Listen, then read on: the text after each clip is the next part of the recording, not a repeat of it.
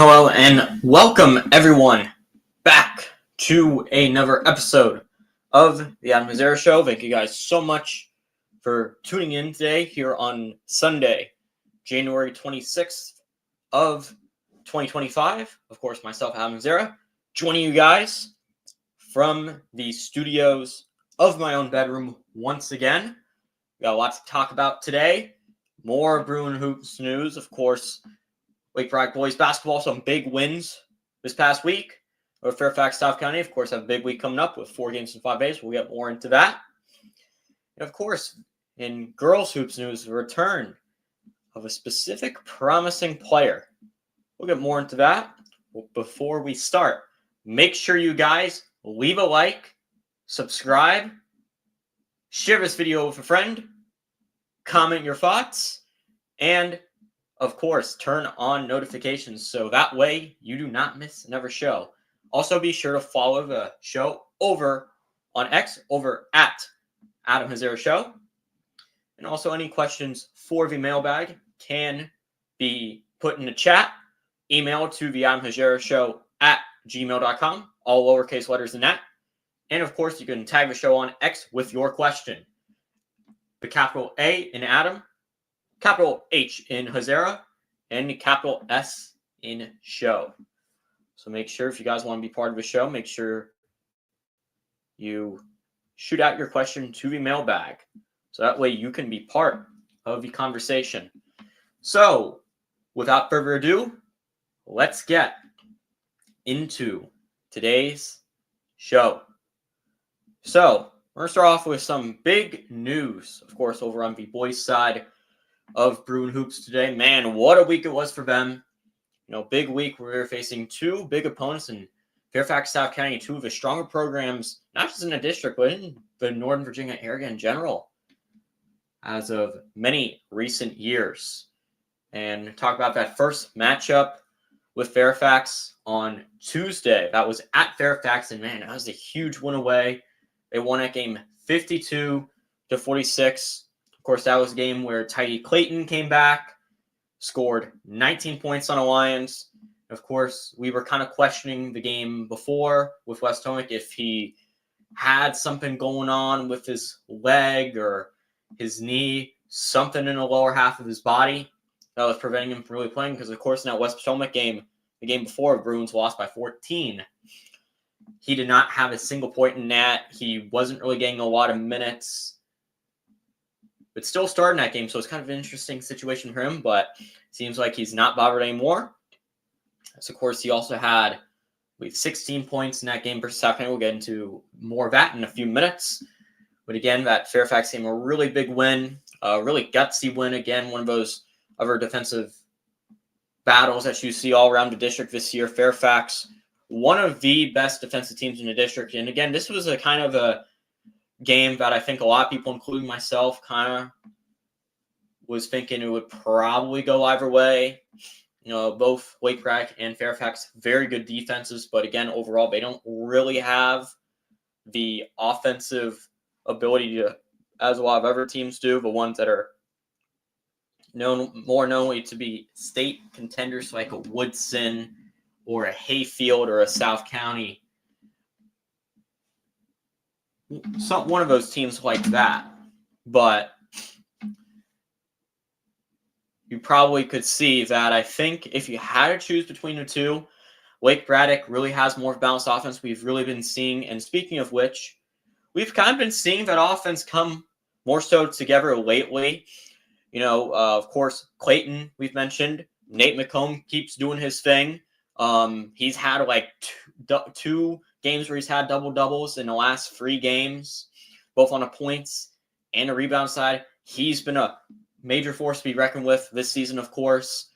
And then, of course, mentioned Xavier Maine, of course, the Bruins' leading scorer of the last couple of years. We keep talking about how, Coach Mitras has been trying to balance him and McComb and Clayton in terms of his scoring and all those guys, make sure they get the right opportunities and enough of them at best. Make sure that they're utilizing your scoring ability to their fullest potential. But The problem with that was that there was a struggle with that early in the season, especially after Maine coming back. But again, it's a situation, again, where Maine, your leading scorer the last couple of years. Now you have some other guys you can work around. So, of course, you got to make some adjustments. Bruins have definitely figured something out there, made the necessary adjustments. All of them are putting together some really good output now. All of them are, the last few games have been getting, around double-digit points. McComb and Clayton for sure. Maine, probably the lowest score, but he's still getting close to around 10 points per game, which is good. He can, be a third, he's kind of been more of a third option this year behind the two former guys. But again, he's still a really big part of this Bruins team. You mentioned also Burkentena was big in that game, I believe.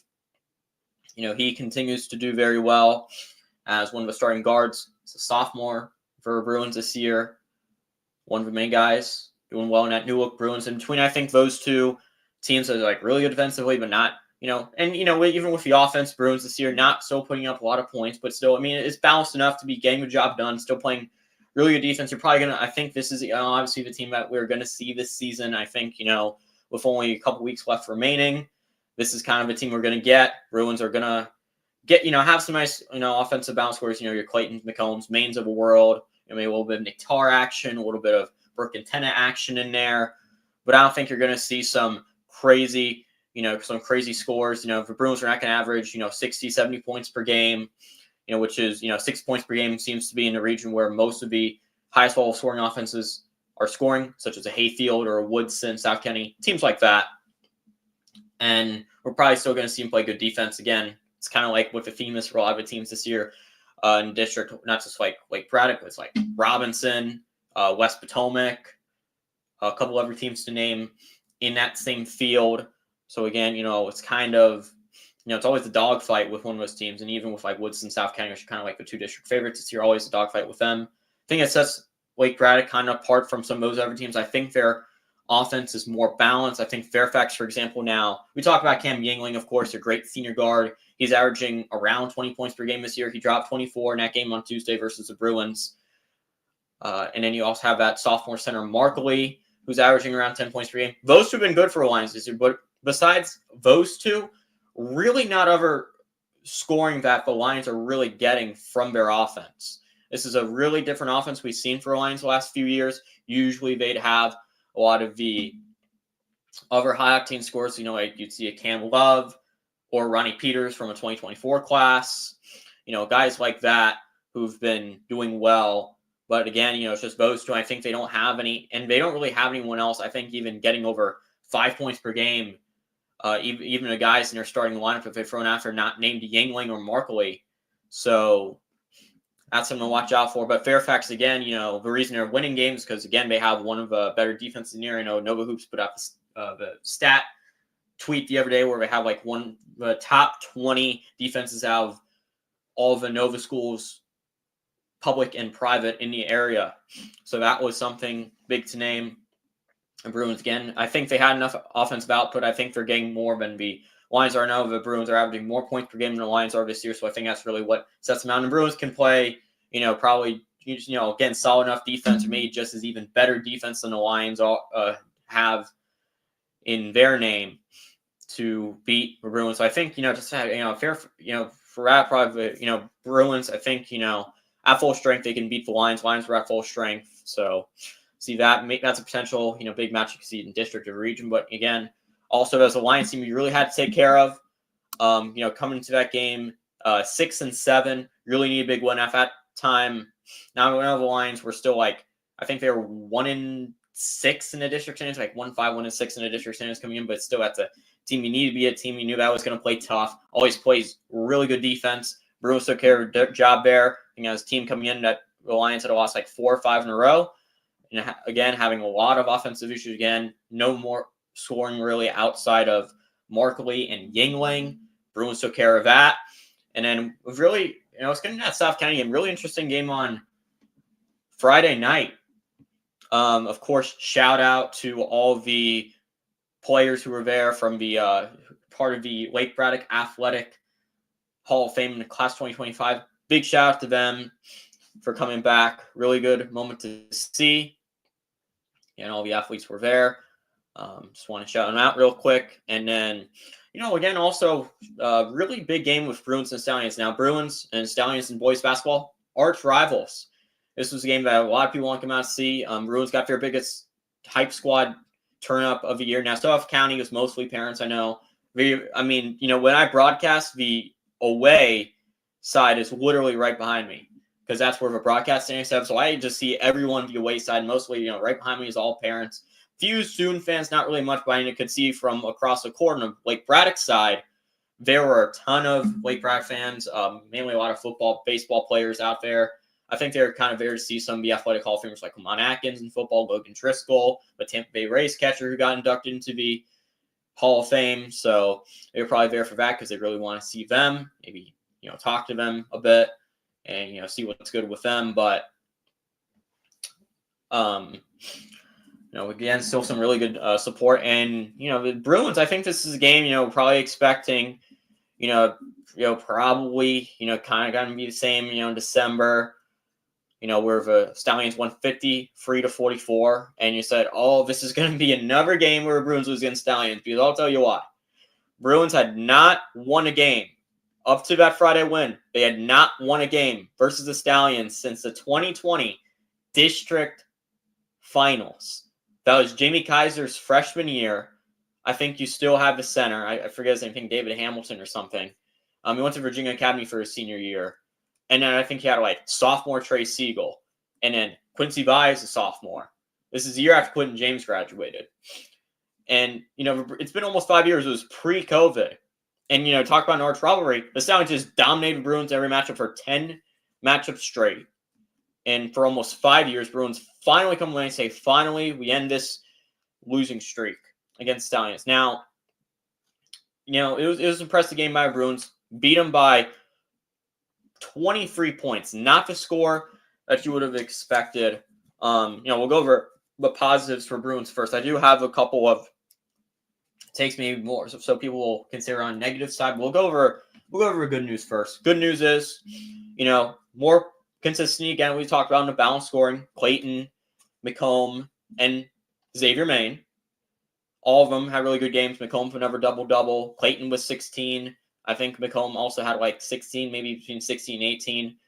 Maine had about, 7 points, which was still pretty good, although he was a bit cold in his scoring for a while in that game. Still played great defense, though. Bruins were also playing really good defense inside. Coming up with a lot of blocks, not really allowing the Stallions to score a lot. Stallions were making a lot of turnovers, of course, in the first half, or via travel violations or some sort of fouls. Carlos again talked about the intensity aspect of that game. It was really intense. But again, South County in the first half was making a ton of turnovers. Bruins took advantage of that, scored when they could. And Bruins defense just outdid them. And Bruins definitely had an edge going in. We talked about the competitiveness of that game. That game was really competitive. It felt like, really fast, really fun. It was always an intense atmosphere, between the Bruins and South County. So typical in that. There was a lot of heat. The game was also very physical. A lot of fouls were being called. Both teams just going straight at each other, attacking the rim a lot.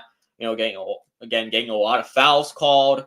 There was, of course, the point of the game where there was an altercation. I believe it was in the fourth quarter, or some pushing going on. Refs broke it up. Both the fans on both sides were chanting at each other, even, on the South County side where there wasn't a lot of fans, but the semblance of the student section, if they did have, even though it was very little, they were kind of, taunting the Lake Braddock student section back. Again, that's probably what you expect in a rivalry game like that, because it's been like that for a long time. You also have, so that was really fun to watch. Again, the Bruins, took care of business against the Stallions. They finally beat them. Now, albeit they probably beat them because South County is missing majority of their starting backcourt right now. They're missing Yusuf Washington, who was an all-district guard for them. Very, very good player. They're also missing Elijah Eccleston, another really good player for the Stallions in that backcourt as well. So pretty much they're missing their whole backcourt. Inside, they're healthy. We kind of talked about them having a big free with Eccleston, Washington, and Jared Jackson as their free. Jackson has been the only healthy guy this season for Stallions. And this Stallions team, again, that's kind of seems to be going through some injury troubles. They've kind of had that a lot for the last few years, and that's really what's hampered them from really going all the way again for a state title. They haven't been to states in about 4 or 5 years now. They're trying to really get back to it. They thought this year would be the year. Maybe not again with their injuries, but I think talent-wise they do have enough. We'll see if they get healthy. I think come postseason time, if the guards get healthy, they will definitely be a lot better. I think the Stallions win you saw last December was more of telling what the Stallions really are. And they also have that 26-point blowout loss to Woodson right now, who's the best team in the district. At the very least, I don't know about the region because Hayfield looks really good too. I think they could definitely challenge Woodson for that, but I definitely do think that the Bruins really, what they have on their side is that Bruins are kind of getting healthier and that the Stallions were kind of missing their whole backcourt, so that's probably why the Bruins didn't, or the Stallions, I should say, didn't really play as competitive as they they still played competitive, but not played as well as they probably wanted to.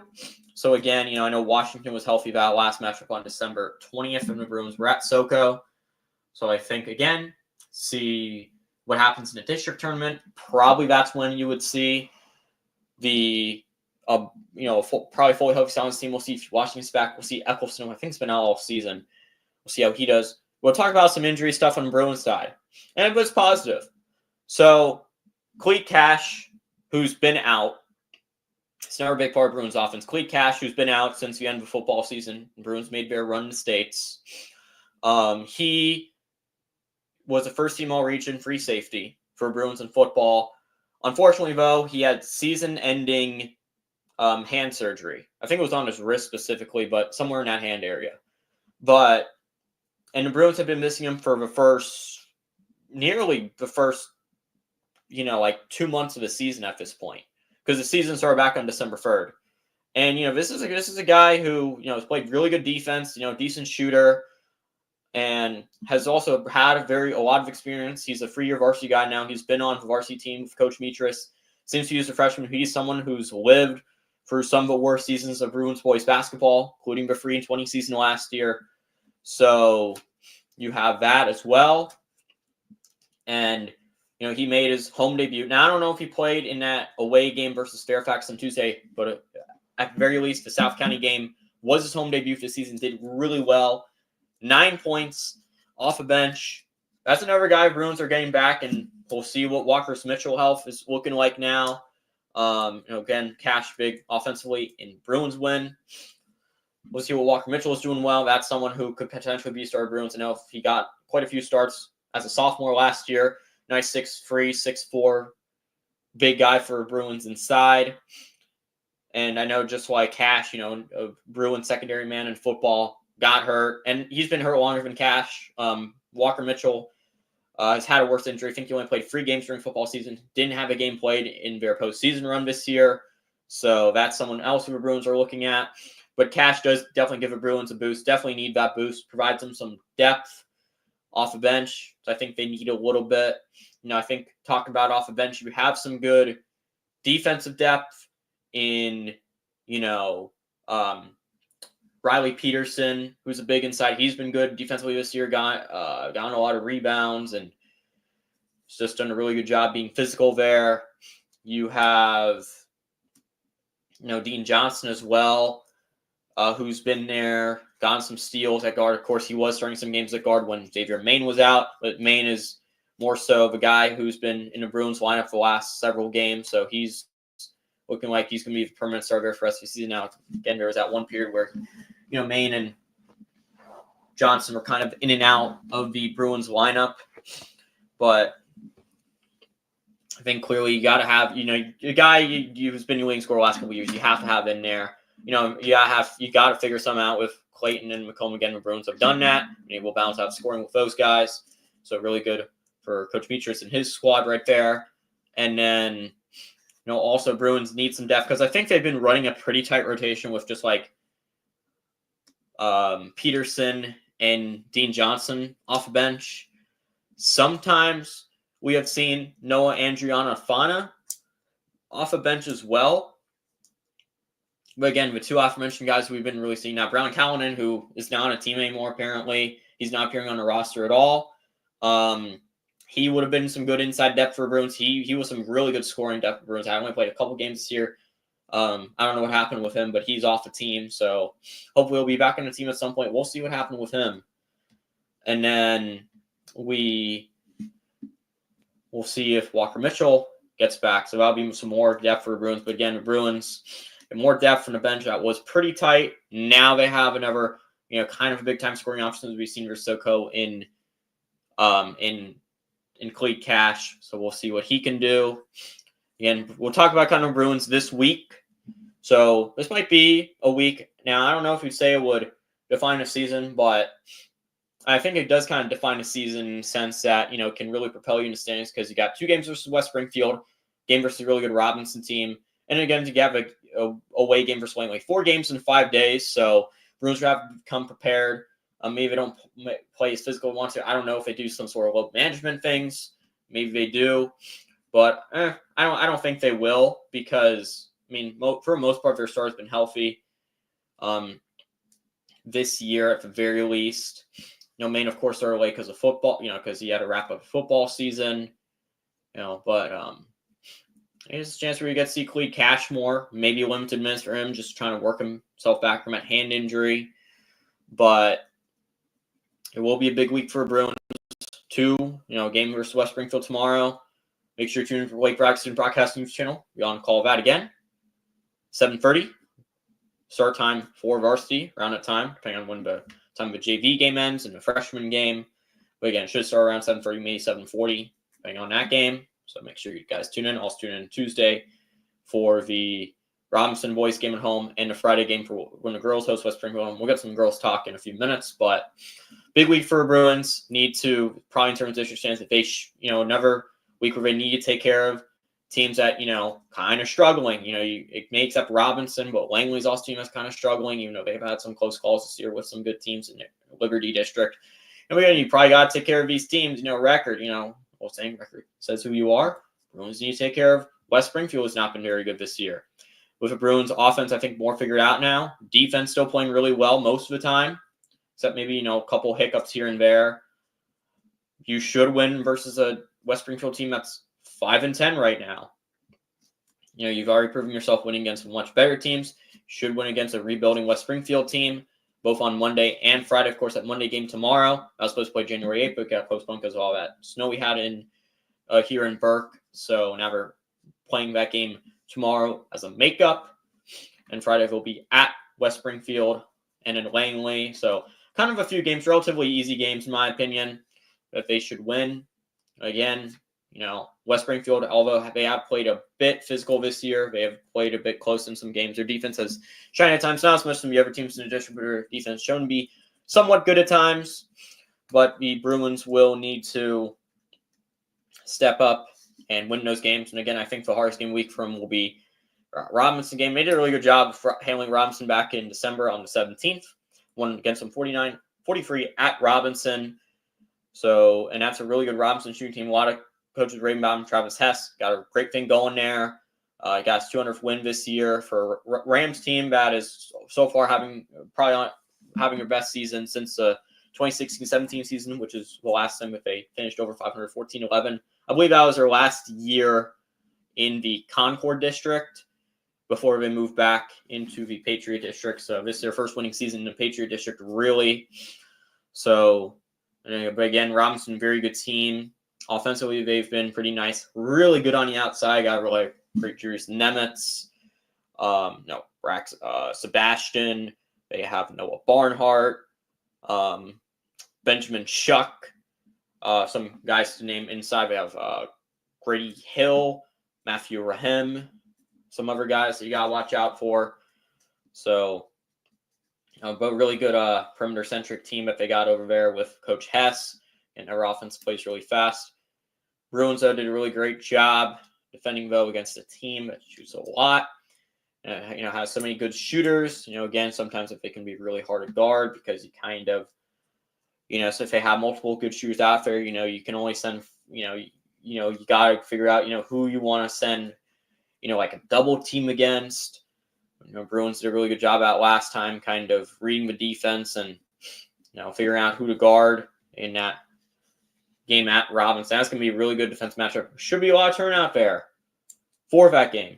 So make sure you tune in for that one. Of course, in the Lake Bragg Student Broadcasting YouTube channel as well. But again, Bruins week defining season. If they can win, I think, I expect them to win probably 3 out of the 4 games this week. If they can't win versus Robinson, that's the only game I could see, them maybe saying, yeah, we probably won't win that. But I think they'll at least win both games versus West Springfield and the game at Langley on Wednesday. So should be expectation, and Bruins should be able to get quite a few games over 500. Sorry about that noise. If they need to win these games. So, back to the Bruins.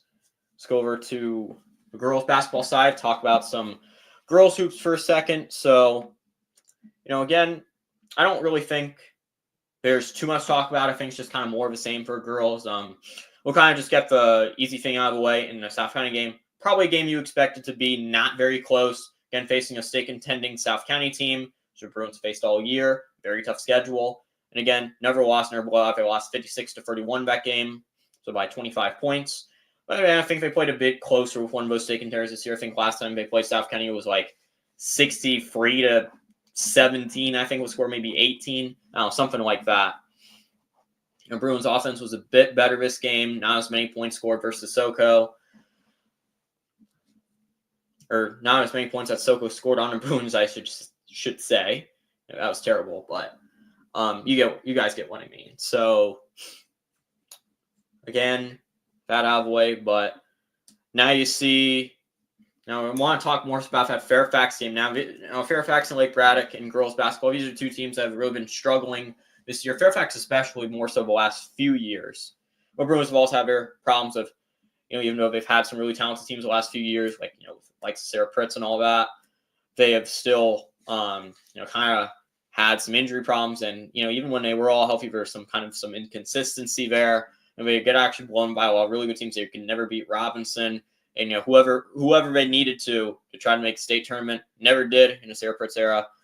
So, they kind of been struggling in their own right as well. But Fairfax overall has been struggling. Former Lake Braddock head coach Tim Lucas, who was a head coach before Coach Reed, was at Lake Braddock, trying to turn Fairfax into a good program over there. I believe he's in his 3rd season as Fairfax head coach. Yeah, 3rd season.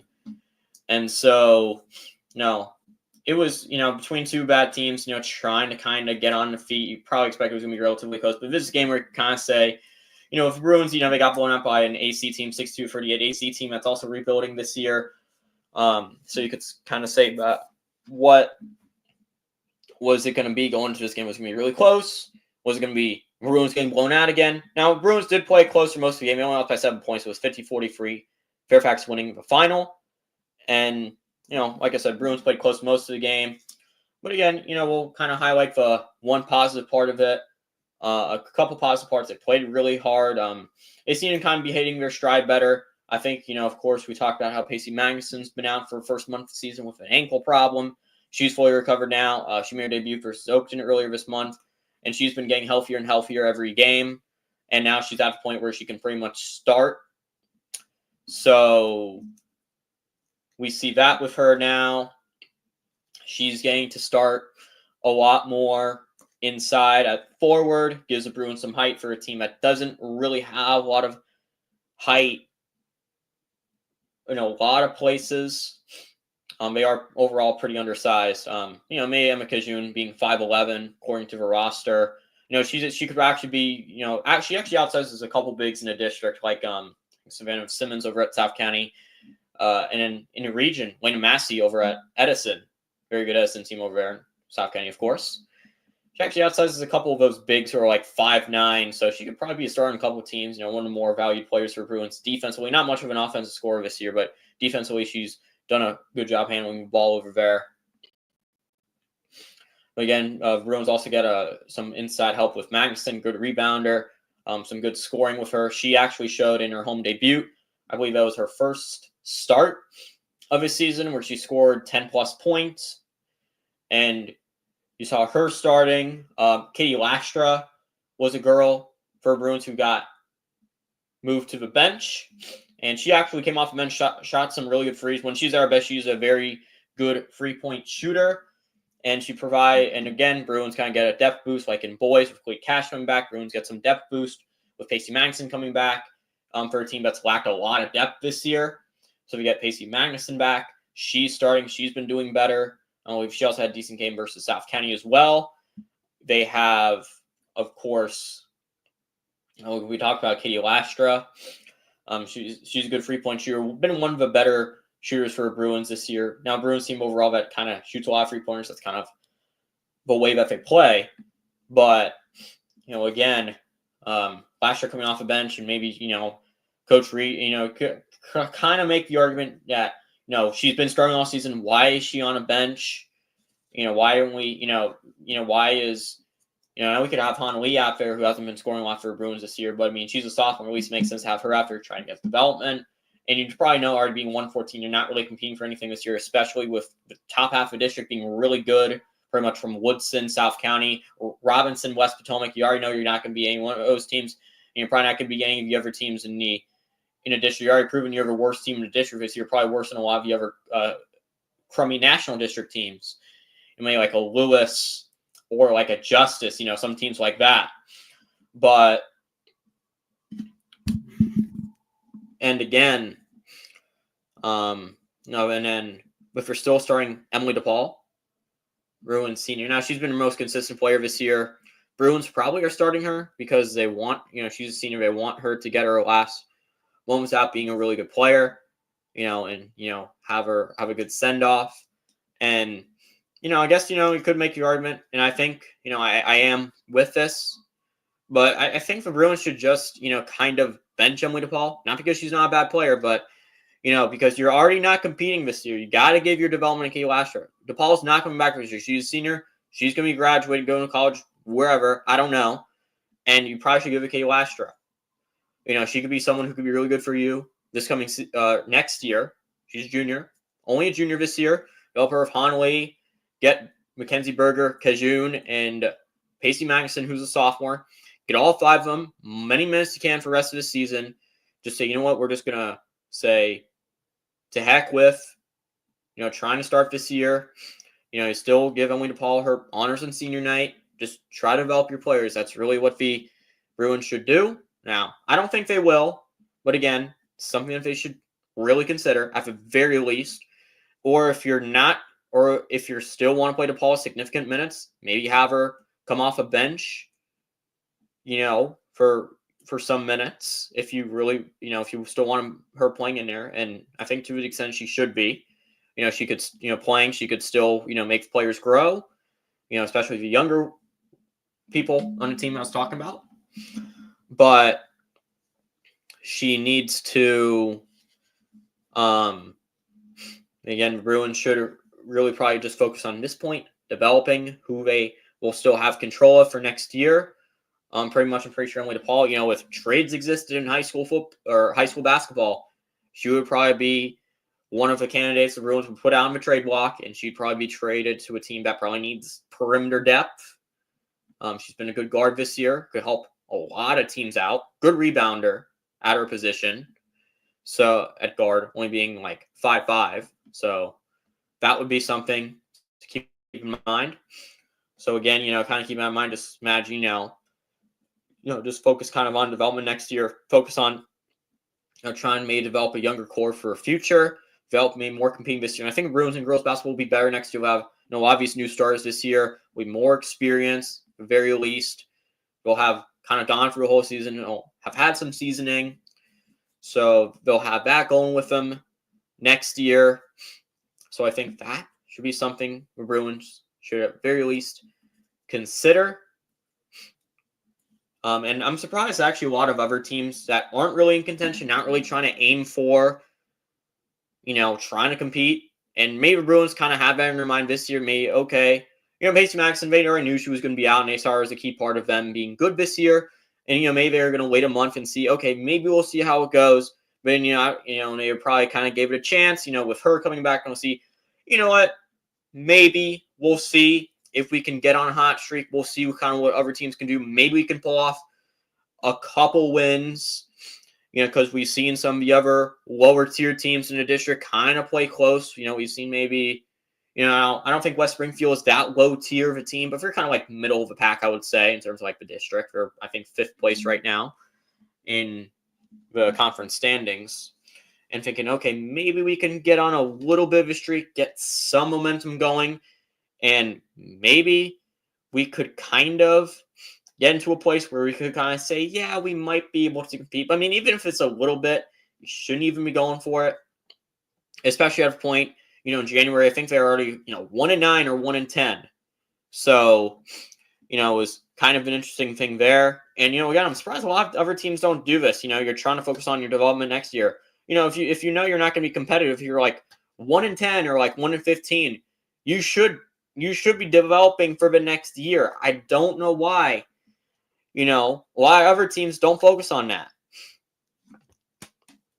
We talk about, a lot of schools, kind of have a toxic chemistry or culture. We talk about trying to build for a future, and there's a certain class that is so toxic, and as you a head coach hates so much. Why are you still playing them? Is it just to, maybe is it just to shut the parents up, or is it to, but again, at the end of the day, it's your coach, it's your decision, so you should be able to kind of develop them. You should. If you're trying to aim for a goal, at very least, if you need to quote unquote shut the parents up, you should be able to give them at least some amount of minutes, or play. But again, if you're gonna, but you should be giving. But if you're a team that's not competing, you should be giving minutes to the players who you see as being a part of your future, and not trying to give it to the senior players. Now, again, touch on the idea that, having your seniors play, they can offer, some of those younger players more experience and kind of teach them some stuff through playing. But again, they're not going to get any better if you don't give them the most time they can. If you give them most time they can, they're going to develop better, and you're probably going to be, end up more so panning out. So again, something that should happen. A lot of teams I don't really see enough, especially the really bad ones. I don't know how much it goes on in the National District where there's a lot of bad teams. Now, I'm not talking about now, it's not just Edison Hayfield. Now, TJ's good in that district. I think Falls Church and like maybe Justice have been kind of good, especially like if you're talking about the prism of girls basketball, boys basketball, Falls Church, and like Justice, a lot worse. Edison Hayfield are still pretty nice over there. Jefferson, I guess, kind of good over there this year. I guess they're okay. But again, why aren't, this is a day where you should be developing for a future, not trying to play senior players as much. Unless, again, if you're going to play them all, it should be for a fact that you're, that it's just to kind of teach the younger guys or girls who you see as part of your future to let them be a mentor and try to see how they can have an effect on those guys or girls playing in the future so that they can develop better and be good mentors to them and teach them how to play the game. Just a thought. Again, probably not going to happen. But again, you should probably, a lot of teams should, probably put that into their minds, highly consider it. And yeah, so again, just want to kind of go on a little thing about that. And so let's see if have any questions, mailbag. No, we do not. But again, hopefully you guys had a great day. So we'll kind of see what's going to go on this week with the boys and girls basketball. Now with girls, to kind of touch on them real quick, 2 games versus West Springfield. They only play 3 games this week compared to boys who played before.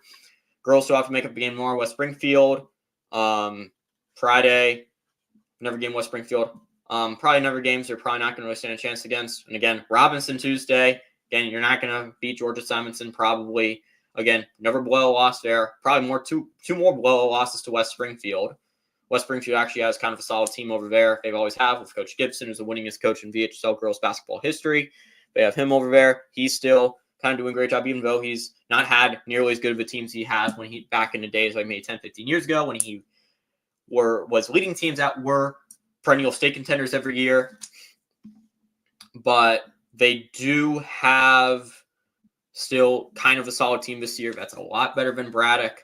So again, hopefully again, we get to see some more development. We get to see some good play. Pacey Magnuson, see what she has offer for a future. See what Kate Lasher has offer for a future. Some of these other Bruins that we've seen throughout the years, some of these non-senior players that they have. See what they can kind of do coming up. So it'll be really interesting to see in that. See how it continues. See how they do. See their progression. I think overall, Mackenzie Berger been progressing well. Although I think she's had kind of been hot and cold. I think she could be someone who next year could kind of be a consistent scorer for the Bruins.